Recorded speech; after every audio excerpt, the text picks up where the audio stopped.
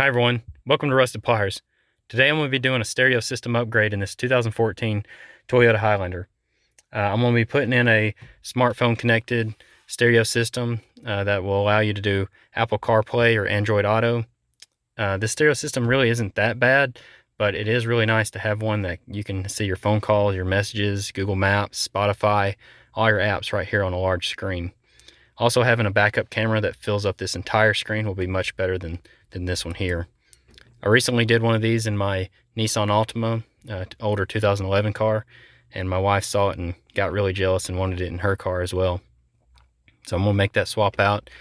Now this applies to 2014 all the way up to 2019 Toyota Highlanders, so the process is going to be same radio, works in all these, and I'll put a link in the description below on that radio.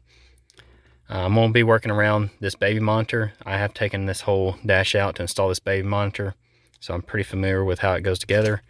If you've never seen these baby monitors, they are pretty neat. So you can see this one here, right here in the dash, and it doesn't take up a whole lot of space the way I've done it right here and hid the wires back down right here. So I put my little switch right there, turn that on and off. Here's everything that came with the stereo system that I bought off Amazon. All this was only about $130, so I think it's really worth the investment and the upgrade. It looks like a whole lot of wires here, but it's not that big of a deal. They only go in one place, so it's kind of hard to mess it up.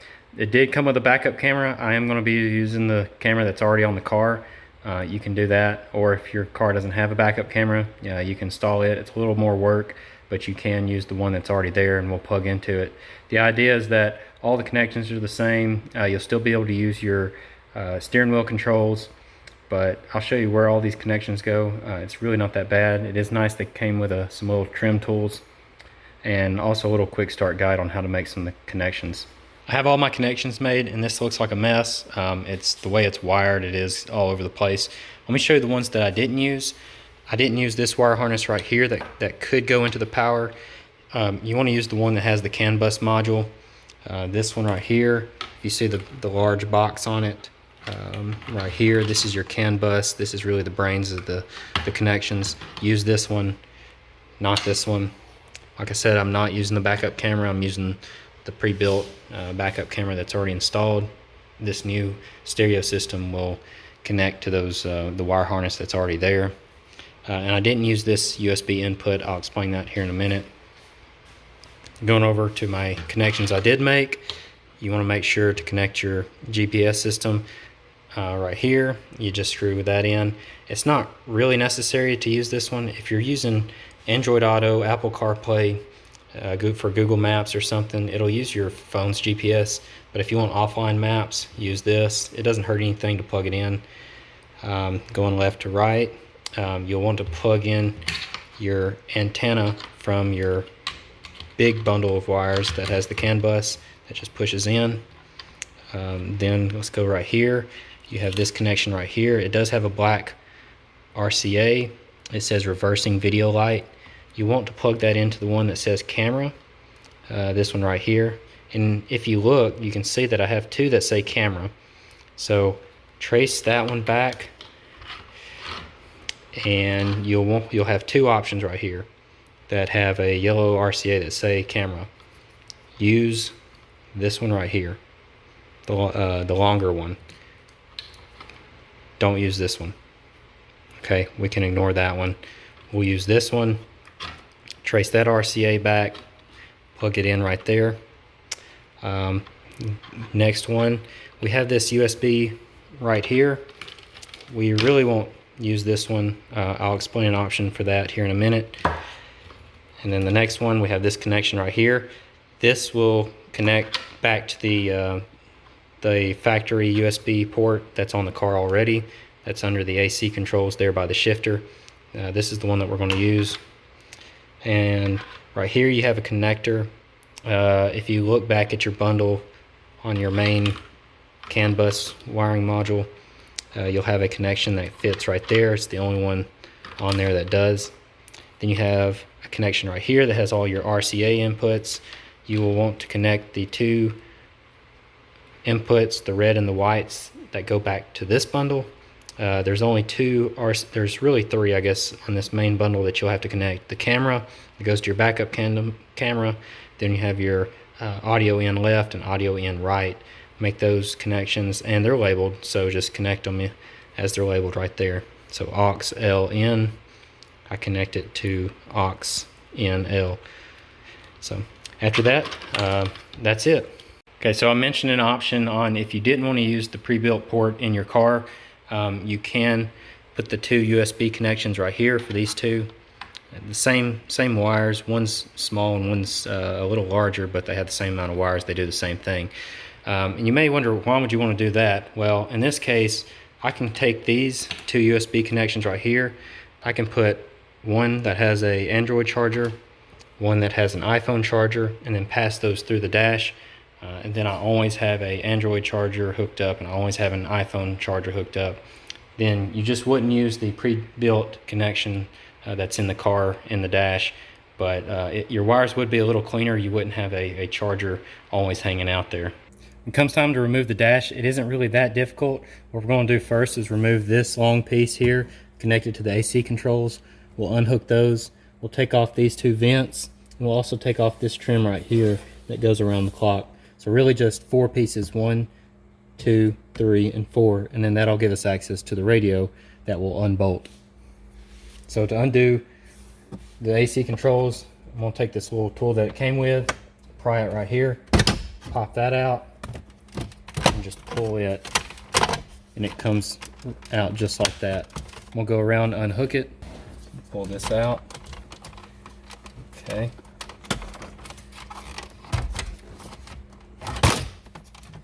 So that came off just like that.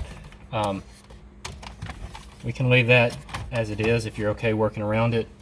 It's going to plug in just as it is. You do want to make sure you're unhooking the battery before you start pulling things apart and disconnecting electrical connections. Next thing, I'll take my hand, pop this little trim piece off around the clock. I'll do that. That comes out just like that. There's my baby monitor. And that'll give us access to pull these vents out. So just pull those out, wiggle them. They come right out, no connection here. Take this one out. And that one pulls out. Now we have access to our camera, our radio here. Okay, once you have all the trim pieces removed, there's only 4 bolts that are holding your radio in, 2 on the bottom, and then 2 in the back, 1 there and 1 there. So I'm going to use a 10mm socket to remove those. Okay, once you have all the trim pieces removed, there's only 4 bolts that are holding your radio in, 2 on the bottom, and then 2 in the back, 1 there and 1 there. So I'm going to use a 10mm socket to remove those. Now that we have all of our bolts out, I'm just going to give this a pull and work that out. And there goes our radio. Pull all this out. I have a lot of connections back here, and I'm just going to start unplugging because we won't be using this.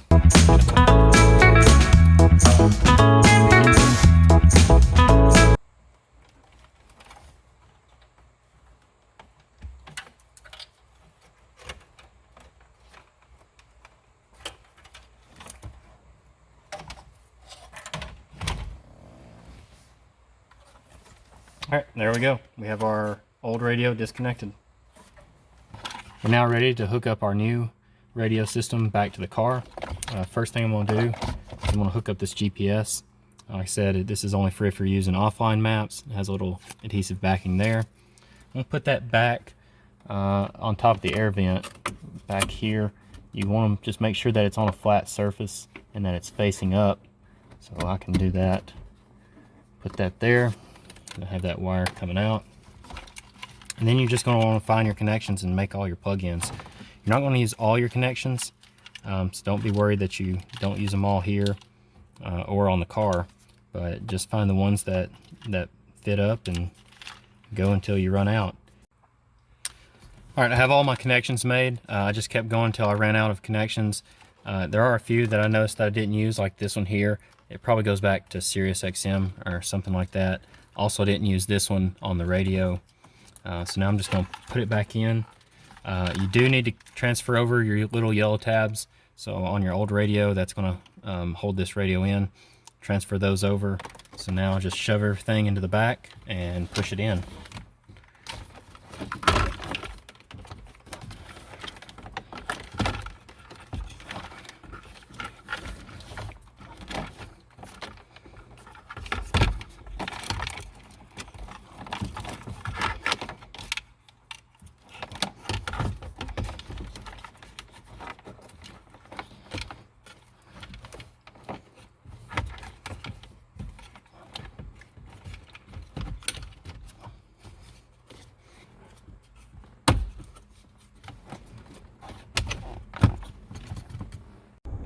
Got everything put back together, turned on the radio. It looks really nice. All the trim pieces went in nice and snug.